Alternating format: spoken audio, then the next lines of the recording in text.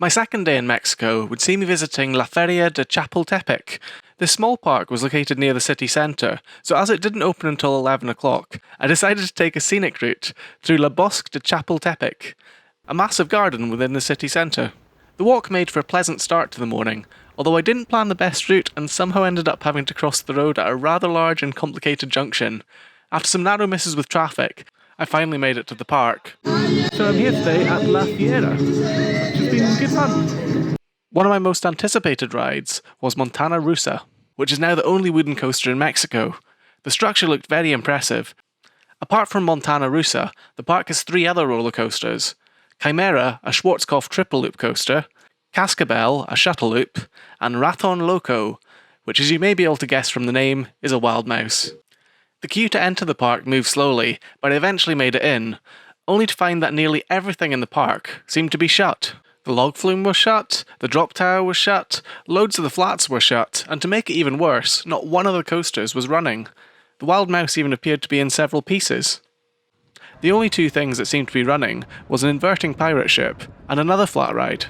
I wandered past the horror attraction, which despite appearing empty, actually turned out to be open. Now, it's always a bit strange to do a haunt in a foreign country when you're not entirely sure what the rules are, but this one was actually quite good. It started with some spooky guy growling at you in Spanish in a sort of death metal voice while I stood against a wall. After staring blankly at him for a while, he said something that sounded like "Advanzar," which I took to mean continue. The haunt proceeded through a few typical scares, including a well-executed exorcist scene, a kind of hanging of a nun, and an electrocution, finishing up with someone chasing you with a fake chainsaw. The haunt was properly dark too, and a bit claustrophobic for a tall person. They didn't rely on typical dazzling lights you see in many places, more on genuine darkness, and I think it worked better. Full credit goes to the actors though, as they really went all out even for a single person on a quiet day at the park. Thankfully, after spending about an hour in the park, I saw the Shuttle Loop testing and made a dash for it. I managed several rides and it's great fun. Schwarzkopf Shuttle Loops were one of the first ever launch coasters, and this particular model actually used to live in Kennywood. The flywheel launch has a good kick to it, and you get some nice airtime at either end of the track. Whilst riding the Shuttle Loop, I saw Chimera start testing, and made my way over there next. Now, a few of my friends have actually ridden this coaster before, as up until 2005, the ride was installed at Flamingo Land in England, under the name Magnum Force. When it was built, it was the first roller coaster to ever have 3 loops in it. Its journey to Mexico has been quite a long one, as before its stint in England, it toured German fun fairs, and for several years operated in Malaysia. I was quite excited to find out how it rode.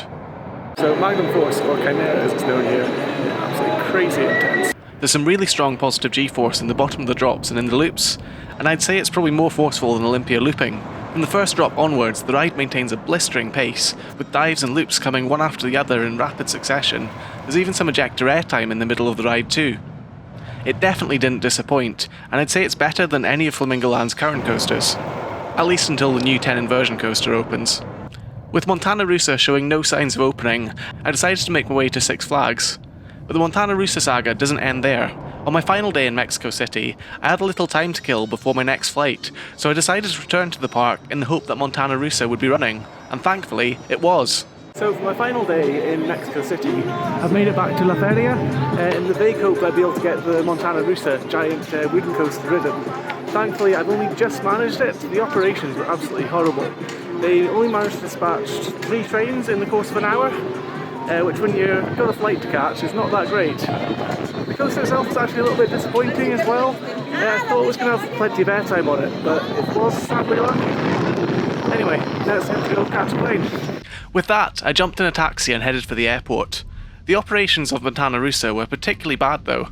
It's a Mobius coaster, meaning that it's a racing coaster but the sides cross over part way. But they were only running one side at a time, meaning that each lap you only experienced half the ride, and it was down to luck as to which half you got. Thankfully, the coaster gods were smiling on me, and I got one ride on the left side and one ride on the right side, meaning I could tick off this ace coaster landmark.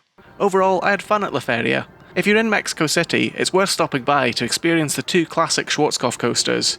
Montana Rusa could one day make for a phenomenal RMC too. The next day, I'd be heading to Six Flags Mexico to ride Medusa Steel Coaster and Superman. Thanks so much for watching this video, and I'll see you again in another one very soon.